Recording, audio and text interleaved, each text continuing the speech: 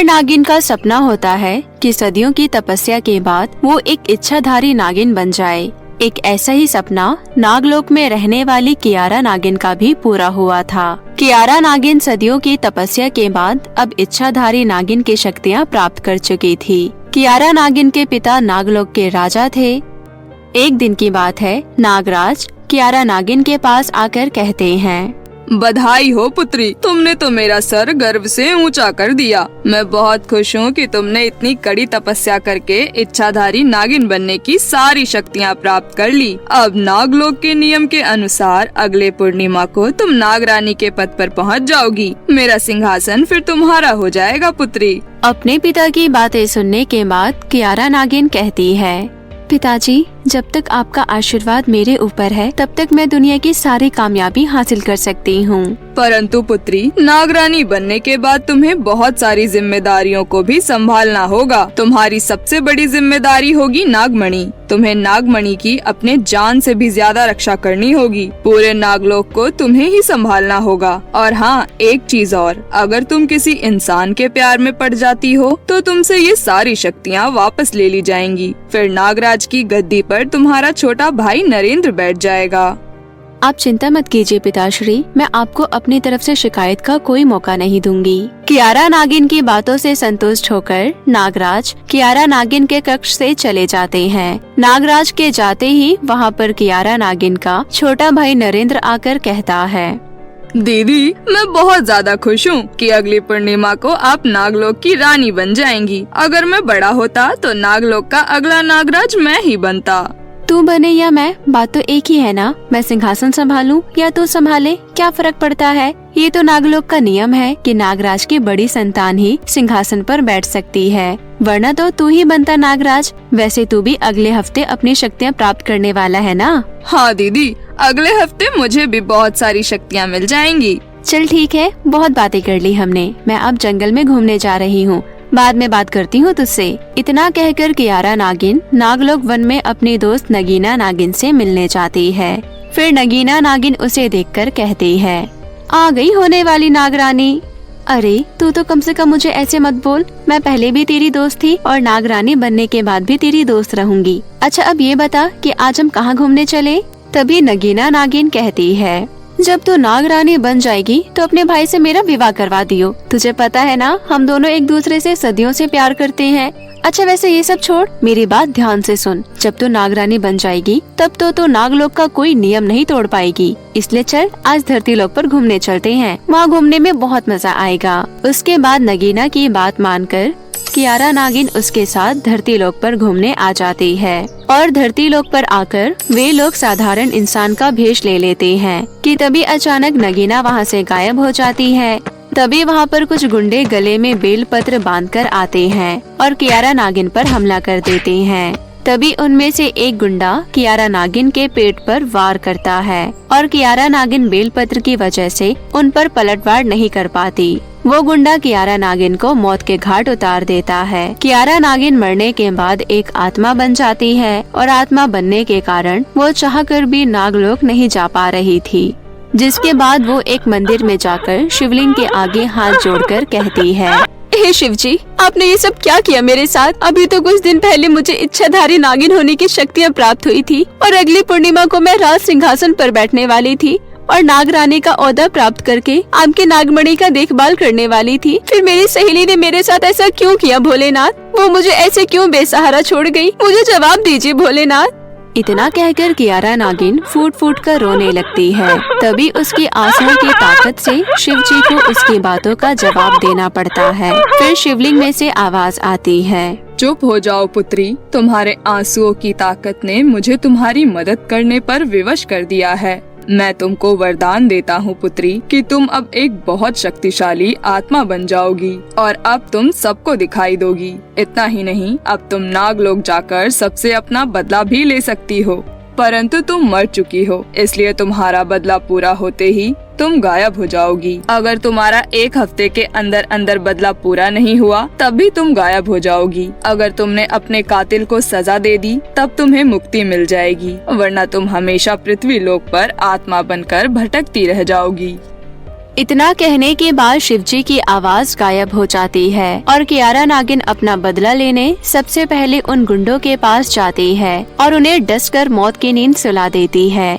जिसके बाद वो नागलोक जाती है, जहाँ पहुंचकर वो अपने आप से कहती है, नगीना मुझे जानबूझकर पृथ्वीलोक लेकर गई थी ताकि मैं मारे जाऊं और किसी को खबर भी न लगे। उन गुंडों ने बेलपत्र पहना हुआ था, इससे ये साफ प्रतीत होता है कि वे लोग जानते थे कि मैं एक इच्छाधारी नागिन हूँ। उसने ये सब इसलिए किया होगा ताकि मेरे मरने के बाद उसका प्रेमी यानी कि मेरा छोटा भाई नागराज बन सके। नगीना को मारने से पहले मैं अपने भाई को मारूंगी, क्योंकि नगीना तो मेरी गैर थी, लेकिन नरेंद्र तो मेरा सगा भाई था, उसने मेरे साथ ऐसा किया।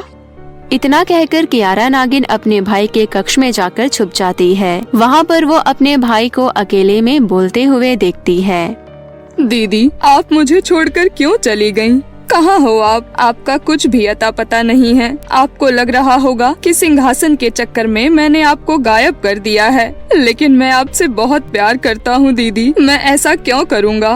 वापस आ जाओ दीदी। आप जादुई गोले पर भी कहीं दिखाई नहीं दे रही हो। अपने भाई को ऐसे विलाप करते हुए देखकर कियारा नागिन मन ही मन सोचती है, जादुई गोले पर तो मैं तब दिखूंगी ना मेरे भाई, जब मैं जिंदा होंगी।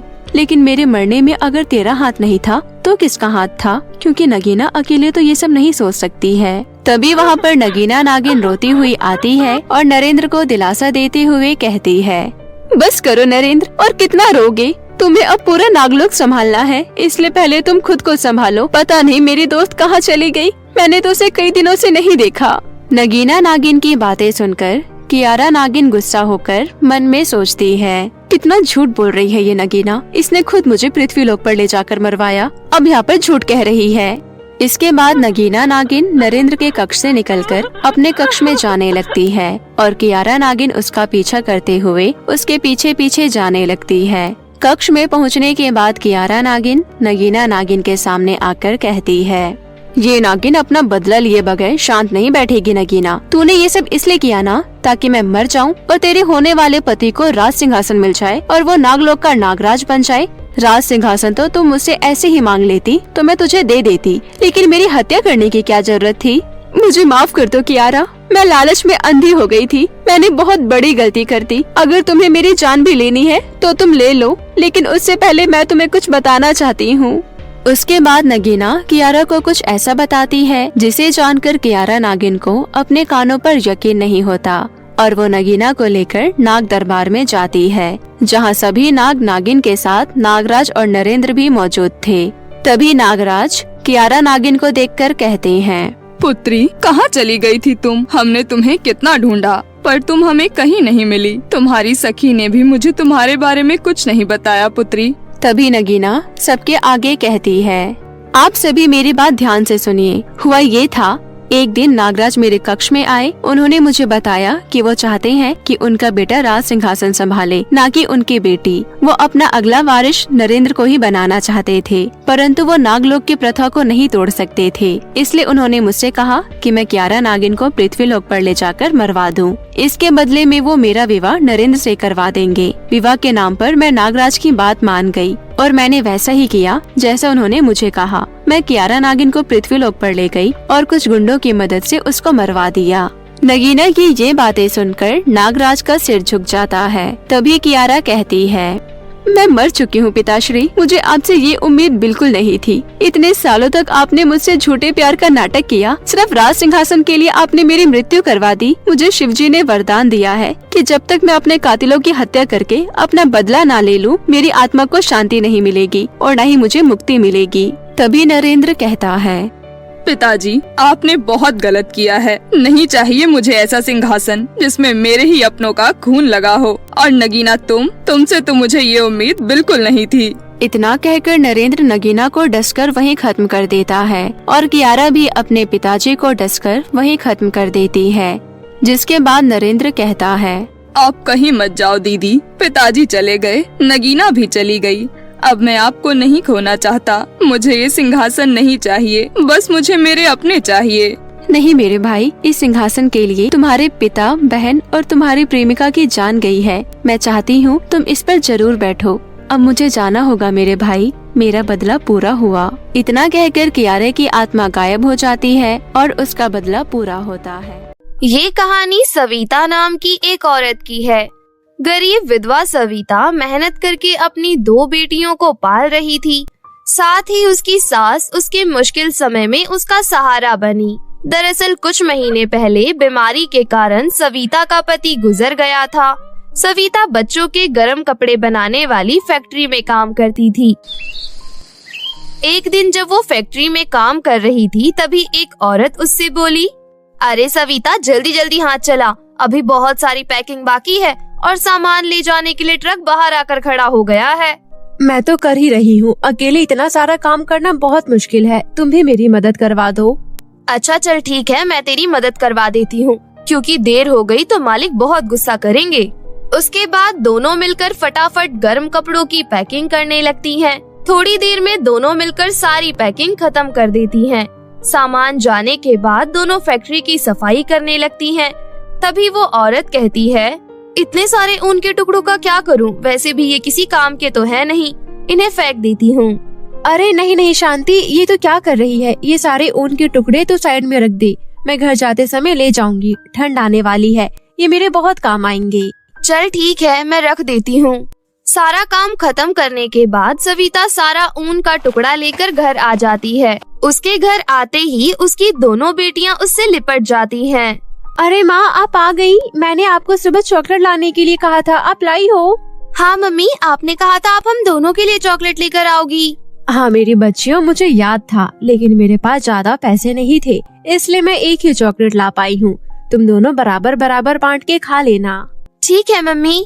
तभी वहाँ पर हाथ में पानी का गिलास लिए सविता की सास आ जाती है और कहती है, अरे अरे, तुम दोनों आते ही अपनी माँ से लिपट गई। अपनी माँ को आराम तो करने दो, बेचारी थक कर आ रही है। ले बहू, पानी पी ले। अरे मम्मी जी, इसकी क्या जरूरत थी? मैं खुद पानी ले लेती या फिर बच्चों से मांग लेती। अरे तो क्या हो गया, तू इतना काम करती है और मैं पूरा दिन घर में बैठी रहती हूँ। दोनों बच्चियाँ भी मुझे काम में हाथ बटाने नहीं देती हैं। अच्छा माँ जी, मैं ये ऊन का कुछ टुकड़ा लेकर आई हूँ, आप इन्हें जोड़ जोड़ कर इनका गोला बना दीजिएगा। पहले भी मैं इतने सारे ऊन के गोले बना कर रख चुकी हूँ। तू इन ऊनों से कुछ बनाती तो है नहीं, सिर्फ लाकर घर में रख देती है। मम्मी जी, अभी ज्यादा सर्दी नहीं आई है, जब कड़ाके की ठंड पड़ने लगेगी तो मैं इन ऊनों से आप सभी के लिए स्वेटर बना दूंगी। और अभी मुझे वक्त भी तो नहीं मिल पाता है ना। हाँ, बात तो तेरी ठीक है। कुछ देर बाद सभी मिलकर एक साथ खाना खाते हैं। खाना खाते खाते सविता की छोटी बेटी संध्या कहती है, मम्मी देखो ना, मेरी फ्रॉक फट चुकी है, मुझे एक नई फ्रॉक दिलवा दो ना। मेरे पास 2 ही कपड़े हैं, मैं उन्हें ही धोकर सुखाकर पहनती रहती हूँ। हाँ माँ, संध्या बिल्कुल ठीक कह रही है, मेरी भी फ्रॉक खराब हो गई है। अभी तुम दोनों आराम से खाना खा लो। इस महीने मालिक जब तनख्वाह देंगे तो मैं कोशिश करूँगी तुम दोनों के लिए एक एक नई फ्रॉक लाने की। ऐसा कहकर सविता बिना खाना खाए ही उठ जाती है और आंगन में जाकर बैठ जाती है। सविता की सास दोनों बच्चियों को सुलाकर सविता के पास आती है और कहती है, क्या हुआ बहू, तू एकदम से इतना परेशान हो गई और तूने खाना भी नहीं खाया।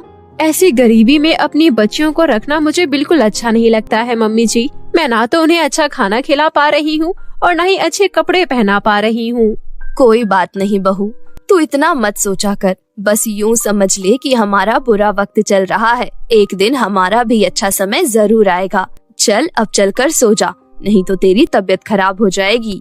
सविता घर के अंदर जाकर सो जाती है। फिर अगले दिन उठकर काम पर चली जाती है। जब उसे तनख्वाह मिलती है तब वो अपने मन में सोचती है, इन पैसों से पहले घर का सामान खरीद लेती हूँ, उसके बाद जो पैसे बचेंगे उनसे बच्चियों के लिए फ्रॉक देख लूंगी। सविता ऐसा सोचकर बाजार से राशन खरीद लेती है और घर का कुछ जरूरी सामान भी खरीद लेती है। सारा सामान खरीदने के बाद उसके पास केवल 200 रुपए ही बचते हैं। 200 रुपए में एक भी फ्रॉक नहीं आ पाएगी। कोई बात नहीं, बच्चियों को समझा दूंगी, वैसे भी मेरी बच्चियाँ बहुत समझदार है। घर जाकर सविता अपनी बच्चियों को समझा देती है। रानी और संध्या अपने घर के हालात समझते थे, इसलिए उन्होंने ज्यादा जिद नहीं की। इसी तरह समय गुजरा और ठंड का मौसम आ गया। ठंड में सविता के परिवार को बहुत दिक्कतों का सामना करना पड़ता था। जमीन पर सिर्फ चटाई बिछाकर सोने में भी उन्हें ठंड लगती थी। एक दिन सविता जब चूल्हे पर खाना बना रही थी, तभी उसकी दोनों बेटियां उसके पास आकर बोली, मम्मी, जब से ठंड का मौसम आया है हमें बहुत ठंड लगती है। हमारे घर की खिड़कियों में पर्दा भी नहीं है, इसलिए हर समय घर में ठंडी हवा आती रहती है, जिस कारण हमें बहुत ठंड लगती है। तुम दोनों चिंता मत करो बेटी, मैं तुम दोनों के लिए स्वेटर बना दूंगी, ठीक है? ठीक है मम्मी। छुट्टी वाले दिन सविता ऊन लेकर अपनी दोनों बेटियों के लिए स्वेटर बना देती है। स्वेटर पहनकर उसकी दोनों बेटियां बहुत खुश होती हैं। अरे वाह माँ, आपने तो बहुत अच्छा स्वेटर बनाया है। इसे पहनकर हमें बिल्कुल भी सर्दी नहीं लग रही, लेकिन खिड़की से ठंडी हवा तो अभी भी आ रही है। मैं कुछ करती हूँ बेटियों, तुम दोनों चिंता मत करो। तभी सविता की सास वहाँ आती है और सविता से कहती है, बहू, मेरी कुछ पुरानी साड़ियाँ रखी है, तो उन साड़ियों से पर्दा बनाकर खिड़की पर टांग दे, थोड़ी हवा तो रुक ही जाएगी। हाँ मम्मी जी, आपने ये बहुत अच्छा आइडिया दिया है। सविता अपनी सास की पुरानी साड़ियों से खिड़की पर पर्दा लगा देती है। अब उनके घर में ठंडी हवा नहीं आ पाती थी। जमीन पर बिछाने के लिए भी सविता ऊन का एक बहुत मोटा गद्दा बना देती है, जिसके ऊपर सोने से उनको ठंड भी नहीं लगती थी। इस तरह जुगाड़ करके सविता अपने परिवार वालों की सारी जरूरतें पूरी कर देती है। सच में बहू, तू कितना सोचती है हमारे बारे में। मुझे बहुत खुशी होती है कि मुझे तेरे जैसी बहू मिली, वरना ना जाने मेरा क्या होता। मम्मी जी, मैं कल फैक्ट्री से और बहुत सारा ऊन ले आऊंगी। आप उन्हें जोड़ जोड़ कर गोला बना दीजिएगा, फिर मैं आपके लिए एक मोटा सा स्वेटर बना दूंगी। ठीक है बहू, तू ले आइयो। अगले दिन सविता जब फैक्ट्री पहुंची तो उसका मालिक उसके पास आकर बोला, अरे सविता, मैंने सबको कह दिया है, सिर्फ तुम ही रह गई हो। अगले हफ्ते मैंने अपने घर में एक पार्टी रखी है। मेरी बेटी ने अपना फैशन डिजाइनिंग का काम शुरू किया है। उसी खुशी में बहुत सारे लोग आएंगे, इसलिए मैंने अपने फैक्ट्री के सभी मजदूरों को बुलाया है। तुम अपनी दोनों बेटियां और सास को लेकर भी आ जाना। ठीक है मालिक। और हाँ, इस बार सर्दियाँ बहुत ज्यादा पड़ेंगी, इसलिए बच्चों का खास ध्यान रखना। जी मालिक। ऐसा कहकर सविता का मालिक वहाँ से चला जाता है। शाम को घर जाकर सविता अपनी सास को ये बात बताती है। मम्मी जी, अगले हफ्ते मालिक के यहाँ बहुत बड़ी पार्टी है। उन्होंने हम सबको बुलाया है। हम तो कैसी भी साड़ी पहनकर चले जाएंगे, लेकिन बच्चों के पास एक भी अच्छे कपड़े नहीं है, और ऊपर से सर्दी का मौसम है, तो नए गर्म कपड़े भी उनके पास नहीं है। अरे बहू, इसमें इतना सोचने वाली क्या बात है। घर में इतना सारा ऊन रखा है और तुझे तो ऊन से बहुत कुछ बनाना आता है। फिर तो दोनों बच्चियों के लिए उनका गाउन क्यों नहीं बना देती और उन्हें सीपी मोती से थोड़ा सजा देना। हाँ मम्मी जी, आपने बहुत अच्छा आइडिया दिया है, मैं ऐसा ही करूँगी। उसके बाद सविता अपनी दोनों बच्चियों के लिए ऊन का गाउन बनाने लगती है। एक हफ्ते में वो दोनों गाउन बनाकर तैयार कर देती है और थोड़े सीपी मोती लगाकर उन्हें सजा देती है। पार्टी वाले दिन पार्टी में जाने के लिए जब उसकी दोनों बेटियां ऊन का गाउन पहनकर तैयार होती हैं, तब वो बहुत खुश होती हैं। वाओ मम्मी, आपने हमारे लिए कितना सुंदर गाउन बनाया है। हमें तो इसमें सर्दी भी नहीं लग रही। हाँ मम्मी, चलिए, पार्टी के लिए लेट हो रहा है। सविता अपनी दोनों बेटी और सास को अपने मालिक के घर पार्टी में ले जाती है, जहाँ पर बहुत सारे गेस्ट आए हुए थे। थोड़ी देर बाद मालिक की बेटी आरती केक कट करती है और अपने पिता को केक खिलाती है। इतने में उसकी नजर ऊन का गाउन पहनी संध्या और रानी पर जाती है। अरे वाह, ये छोटी छोटी बच्चियाँ किसके साथ आई हैं? ये मेरे गेस्ट तो नहीं है। पापा, ये आपके गेस्ट हैं क्या? हाँ बेटी, वो मेरी एक मजदूर है सविता, उन्हीं की बच्चियाँ है ये। क्या हुआ मैडम, कुछ गलती कर दी क्या इन्होंने? अरे नहीं नहीं, ऐसी बात नहीं है, बल्कि मुझे आपकी दोनों बेटियों की ड्रेस बहुत पसंद आई है। जैसे कि मैंने नया काम शुरू किया है, तो मुझे कपड़ों के नए डिजाइन चाहिए, और मुझे तुम्हारी बेटियों के कपड़ों का डिजाइन बहुत यूनिक लग रहा है। ये आपने अपने हाथों से बनाया है क्या? हाँ मैडम, मैंने अपने हाथ से बनाया है। ठंड का समय था और बच्चियों के लिए स्वेटर खरीदने के लिए पैसे नहीं थे, इसलिए मालिक की फैक्ट्री में जो ऊन के टुकड़े बचे होते हैं, मैंने उन्हीं को जोड़कर ये गाउन बनाया है। तुम तो सच में बहुत ज्यादा टैलेंटेड हो। आज से तुम पापा के साथ नहीं बल्कि मेरे साथ काम करोगी। मैं तुम्हें काफी अच्छी सैलरी दूंगी। सच में मैडम, आपका बहुत बहुत शुक्रिया। क्या बात है सविता, तुम इतनी होशियार हो, मुझे पता ही नहीं था। अब से तुम मेरे साथ नहीं, मेरी बेटी के साथ काम करोगी। तभी संध्या अपनी माँ से कहती है, मम्मी, चॉकलेट वाला केक खाने का मन कर रहा है। रुक जा बेटी, थोड़ी देर में खा लेना। आरती दोनों बच्चियों को बहुत सारा स्वादिष्ट खाना खिलाती है और फिर उनका फोटो शूट करवाती है और उनकी फोटो अपने मैगजीन में छपवाती है। उस दिन के बाद से सविता आरती के साथ उसके फैशन डिजाइनिंग स्टूडियो में काम करने लगती है। आरती सविता को बहुत अच्छी सैलरी देती है, जिससे कि सविता के आर्थिक हालात सुधर जाते हैं। धीरे धीरे सविता अपना पक्का घर बनवा लेती है और अपनी दोनों बच्चियों का एडमिशन एक अच्छे स्कूल में करवा देती है और इस तरह अपने टैलेंट के कारण वो अपना जीवन खुशी खुशी व्यतीत करने लगती है।